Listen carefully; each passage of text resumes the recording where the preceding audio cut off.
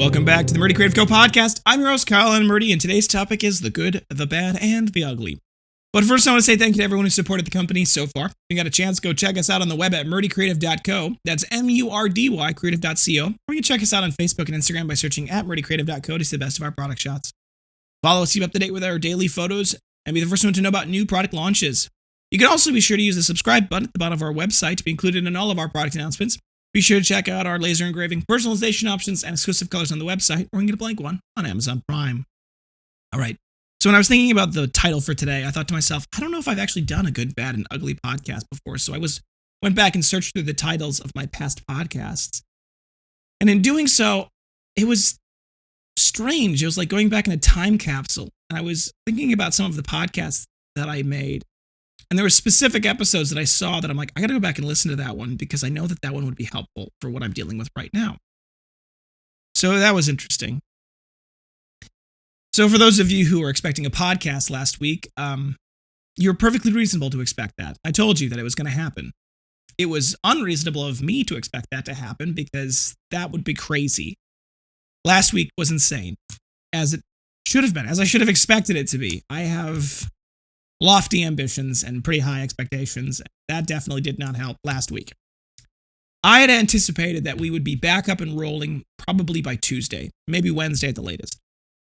I think the first real product that started shipping out our door was Friday of last week. So that's great. As I was driving into work on Tuesday, I put together a little speech in my head of what I was going to tell everyone, and I was going to start it off with saying, okay, guys, my expectations may have been a little high. I am adjusting them down. And I realized that while my expectations were high, a big part of what had gone wrong, well, I'll get into it. There were several things that didn't happen the way I'd expected them to, so my expectations should have shifted sooner rather than maintaining where they were because things didn't go as planned. So the lack of having racking was a big issue. We had known, and I did a podcast on this last week, or 2 weeks ago, I should say now, that the shelving units that we had bought from Menards weren't going to be arriving in time before the move. And so we had decided that we were going to bring the old racking along, which we had previously planned on discarding. We were going to bring the old racking along for the short while because we needed to have something to put on the shelf, or to put some shelves to put things on, I should say. Well, when the movers arrived on Friday and we had all of this additional stuff to bring, they didn't balk at it, but they did, inform us that it was going to take longer. And we'd originally expected it on the long side to take 6 hours for them to move everything, load everything up, move everything, unload everything. We'd originally anticipated taking 6 hours. I think in the end it took almost 8, which was expensive, but worth it, I guess. They got there about 9 in the morning. They loaded everything up. By 1 o'clock, they were leaving the place, and I was there with Anna. She's the AD, and she helped me kind of coordinate with them and figure out what we needed to move. And it was kind of an interesting combination of hurry up and wait in a couple of places, but it was a good time for us to talk and work through, some of the things as we were moving. And we got video. I'm going to try to stitch together a video compilation of this move and moving from the place downstairs to upstairs. And I'm going to try to stitch together all of our company's moves into some cool little montage if I can pull it off, but we'll see. So we finally got everything to the new workshop by probably 1:30 or 2 at the latest on Friday, and they started unpacking, and I had the team show up late that day because they'd stayed late in the night on Thursday to help finish packing. So I gave them off until we got there, and then by 1:30 they were all there, and we started unpacking and putting things away. Now, I had planned on us not being up and moving Friday. I totally anticipated that. I had expected over the long weekend, Labor Day weekend, for me to go to Menards and get the ducting I needed to get the systems for the engraving room up and rolling, and a lot of other things. I kind of anticipated that over the weekend I was going to put in a bunch of hours, and that would have helped us get moving. And if I had, that probably would have helped, but it didn't turn out that way. So we leave Friday with basically everything roughly in the room it's supposed to go in. 2 of the desks I assembled early because they'd gotten there, but the U-line shipment that had contained the big tables and a couple of additional desks and a lot of the critical stuff we needed also didn't show up Friday, even though it was supposed to. It didn't show up the next day, Tuesday, or the next workday on Tuesday either. It only showed up on Wednesday. So that was part of the issue, right? Over the long weekend, I had said, okay, I'm going to go in, I'm going to get the ducting done, I'm going to get it all set up. And to be honest, Friday night, after that point, 12 days of 10 to 12 hour days, I kind of collapsed. And I crashed really hard and I slept in late. Thankfully, my mother-in-law came in to stay to help with James and Leah, who's got her broken foot. So I got to sleep in the next morning and I slept until like 10:30. Now, for anybody of you who have a toddler or a child, you know that sleeping in past 6 is a luxury. And I have never before, since having James, been able to sleep that late into the morning. Even if I get a sleep in, I can't sleep past 8. I was so exhausted after all of this that I slept solidly till 10:30 that morning. And I went to bed at like 10 o'clock that night. So it was like a 12-hour rest. And I got up and I realized, I'm like, I just can't do it today. I just can't go back in. I'm so tired and so exhausted still, mentally and emotionally. And it was just so much. So I decided to take Saturday off. And then Sunday morning I went to church. And then Sunday afternoon I went to Menards and I spent what I thought was going to be probably about 15, 20 minutes getting the stuff. It was 2.5 hours in Menards for me to pull all of the things I needed from the shelf for the ducting system. Part of that was my fault. Part of that was me not anticipating how much time it was going to take for me in the store to think through what I was going to need and do the math. Now, could I have spent time at the workshop doing all the math, figuring it all out? Yes, but the real problem was I didn't exactly know what pieces Menards had. So part of it was going into Menards, standing in the aisle and going, okay, I've got 10 of those and 5 of those and 7 of those, and I get 15 feet of that. And I had to like figure out, okay, I know what needs to go where, and I kind of know the distances in my head, so I have to figure out, I got to build the puzzle with these puzzle pieces. So in the end, I spent all that time on Sunday getting all this stuff. I finally get it back to the workshop, and I put it in the workshop, and it's late, and I got to go do dinner, and I'm tired. And so I put in there, and I'm like, okay, I'll come back Monday, Labor Day, and I'll get it done. So I came in Monday about 10 o'clock in the morning, and I started working on the ducting, and I got the ducting on one half of the room, which is for 2 engravers, set up and finished. And the only thing that I hadn't finished was the outgas port out the window, where the gas coming from the machines, the smoke comes from the machines, goes through a whole bunch of filtration so that by the time it leaves the tube, it doesn't have any particulate in it, but it's very hot. So we obviously can't, gas that out into the room. Otherwise, it turns the room into an oven, which is already an issue. So I created this, I don't know how to describe it. It was like a window insert, I should say, that was ducting on one side, ducting on the other, and insulation in the middle to replace the glass in the window. Now, the windows themselves, I may have mentioned before, had a bit of an issue because a lot of them were broken. But ironically, this particular pane of glass wasn't broken. So I carefully removed it, set it aside. We'll put it back when it's all said and done. But to get this stupid piece of ducting to fit was a nightmare. I measured a whole bunch of times. And then when I went to finally actually bend it all and put it in place, it didn't fit right. And so what I ended up having to do was I kind of had oversized it a little bit in certain areas. And so I had to kind of force it into place and then hammer it so that it kind of folded around the frame. Now it's very sturdily in there, but by the end of Monday, I'd spent hours and hours doing this, and I basically got almost half of the room done, but it wasn't done enough so that we could do production. So Tuesday shows up. I'm like, okay, Tuesday I'll go in. I'll get it all finished. Tuesday shows up. I get in. And the team is unpacking boxes, putting things on the shelf, trying to move things around. Because at this point, a lot of the stuff was on boxes to the point where there wasn't a lot of floor space to put anything anywhere or move anything around. So a big part of Tuesday was getting things out of boxes on the shelves, getting the boxes out of the way so that we can have walkway space and things to move. So I put the engraving room mostly together. I've been able to finish it, but it, of course, takes hours longer than I anticipated. But by the end of Tuesday, we had 2 of the engravers had their ducting system hooked up. At that point, all we had to do was fill the reservoirs, get the compressors in place, get the power set up properly, and I had kind of all got the pieces for all of that. So by Wednesday, the engravers, for the most part, that one side of engravers was basically up.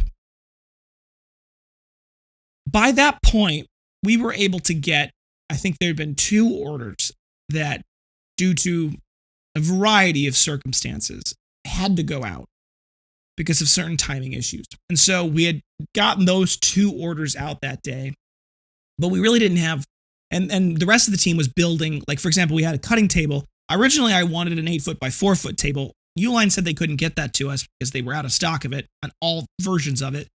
So I had to get an 8 foot by 10 foot table. So the team is putting the 8 foot by 10 foot table together. We have a cutting mat that's 8 foot by 10, or 4 foot by 10 foot, I should say. So it's this massive cutting table. And finally, we get that put together. And so it's by the end of the day, Wednesday, the engravers, 2 of the engravers are up and functioning. I think we'd had at that point 3 desks up and rolling. We'd had the cutting table almost put together. And then our day got cut short by, it's not a fire. I shouldn't describe it as a fire, but it had the same effect as a fire. And that's going to be the topic of my next podcast. So I won't go into detail too much about that specific topic. So tune in on Thursday for that topic. But we had an issue that cut us short. And so we left all the windows open to air the place out because of what happened. And I came back later that night to close it up. And it had been mostly dissipated. The problem had mostly been dissipated at that point. So Thursday morning, we're back at it. At this point, things are starting to get more where they need to be. The engraving room is fully up and operational. The cutting table is pretty much operational. The press is pretty much operational. Remember, this is the old press, the 8-ton manual press from the old workshop. We still haven't got the new one. I ended up getting that ordered. I met with the window replacement guy, who's working on getting me a quote to replace the window, because we're going to have to put the machine through the window. So that's an issue. I did order the machine. And just a lot of things that happened behind the scenes. And Thursday, it was kind of like on your marks, get set, go. Like Thursday was get set, and then Friday was actually go. And we're still waiting for our racking. And we still don't know when it's going to show up from Menards. And part of the problem is we can't really set up a lot of the workshop without it. Friday, I spent most of the day, while the team was doing some production, I spent most of the day getting I rented a U-Haul truck, and I just drove around to all the local appliance stores and everywhere, and I picked up a refrigerator and a microwave and a toaster oven and a whole bunch of other things and a couch for the break room, because we really hadn't gotten much thought into the break room per se. We're still missing a table. We need to get a table of some sort. That's still got to happen, but it's been a lot slower than I had originally wanted. And I guess to some extent that should be expected. It should be expected that things aren't going to go as well. The good news is that for the most part, we are back up and doing production at least at 50%. My task for the early part of this week is to finish getting the rest of the other 2 engravers set up, the other 2 ducting systems set up, which shouldn't take as long, because unlike the first time around where I'm just kind of guessing, this time I have a plan and I've got all the parts. So it's just assembling those parts. And the worst part of it, which is the window part, is done. And I actually had designed the ducting system so that when we need to expand the system, everything's already in place and I don't have to rework really anything. I just have to take the caps off of the ends of the areas that have been set aside to be capped. So it's good for that purpose. So this early part of this week, I get this set up. I got to go back and forth. Menards has been, we're supposed to reach out to the manufacturer of the wooden aspects of our shelves. They were supposed to find out when they expected them, and then they were going to communicate with us, and that'll actually change a lot of our future predictions, I should say, on how we're going to do things. Because if it turns out that they're not coming for months, we got to change our strategy. And if it turns out that they're coming now, well, then we have to just hang in there. On top of that, we got a couple of people that we were bringing in for interviews, which is kind of difficult with the workshop in the state it's in. But it's kind of just, I guess we're stumbling our way forward. And I don't like stumbling my way forward, but I realize that's kind of been our status quo for a while, so I shouldn't be that surprised. The one thing that's kept me going in all of this and made me feel positive in this situation is that it's going to be so nice when it's done. And it's starting to get there already, even without the racking that we need to it, and even with pieces still not being fully assembled and things like that. And it's getting there. I can start to see the vision of what it will be in reality coming to life. And that is encouraging. It's exciting. I'm going to start doing videos on TikTok, hopefully daily, not regularly, demoing the behind the scenes of the company, because I know that a lot of you want to see what it looks like now. And so I will be putting videos on TikTok with those. I may cross post them onto Instagram as well. I want to do that more regularly. I think that's a pretty good strategy. But we'll see. And I'll tell you more about the thing that happened, the pseudo fire that happened on Thursday. So check back in on Thursday for that topic. And don't forget to check that subscribe button below to be sure to get the latest podcast right away, as well as the notifications bell so you get notified when we launch new stuff. If you have any questions or concerns about your leather binder, journal, folio, accessory, anything we sell, please feel free to contact us at the main page of our website at meridiacreative.co. You can also contact us via Instagram and Facebook. You can text, email, call, direct message, all the usuals. We'll do our best to get back to you as soon as possible. We do appreciate your patience. If you want to give us a phone call, you can call us at 414-434-9001. That's a call or text number, 414-434-9001. We're available Monday through Friday, 9 a.m. to 5 p.m. Central Time. We don't work federal holidays, and if you don't get a hold of us either because it's out of hours or it's we're on the phone with somebody else, feel free to leave us a voicemail. We will return those as best we can, and we do appreciate that. If you think we deserve it, a good review can go a long way to help us grow. Both a review on the podcast on whatever app you're listening on, but also a review on the product itself. You go to meridiacreative.co/reviews. You can read all of our amazing 5-star reviews, as well as kind of get a sense of what people think of the product. There's a button there that says leave a good review. If you click on that button, it'll take you to facebook.com/meridiacreative.co/reviews. It's a question. Do you recommend the Meridian Creative Company? Click yes, and then you can write your wonderful review. We love them. We read them all. They're going up in the new workshop on the wall as well. And it's something that brightens all of our days. If for whatever reason you'd leave us a bad review, there's another button there that says get in contact with us directly. It is deeply personal to me that everyone has a good experience with the company. I really want everyone to be happy. And so we will do anything we can, up to and including refunds and recrafting, to make things right. So give us that opportunity before you leave us a bad review. Word of mouth is the best form of advertising, so please tell your friends. If you want to get a little something for doing that, check out on the lower left-hand corner of our website, there's a rewards program.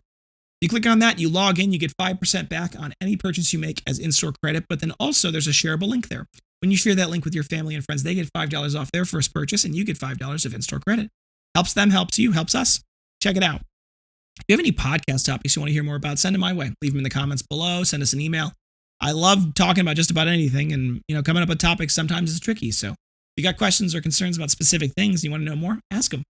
If you're looking for multiple binders, journals, folios, anything we sell, for gifts, giveaways, menus, really any reason, ask about our bulk discounts.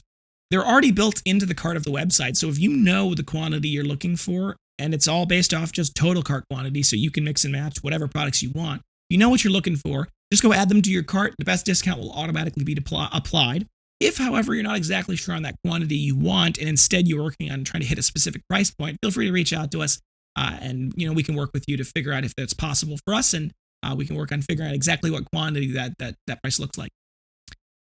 If you also are looking for something custom engraved, we have no minimum order quantities and no setup fee. It's a simple flat fee of $15 per item. And you can get just one of things. So you can either get just one, or if you're looking to get multiples for a corporation or a company or just for friends, you can get those, and the bulk discount does apply to that $15 per book fee as well. So it actually can be quite a bit less than that if you're getting large quantities. Thank you guys so much for tuning in. Have a great day, and goodbye.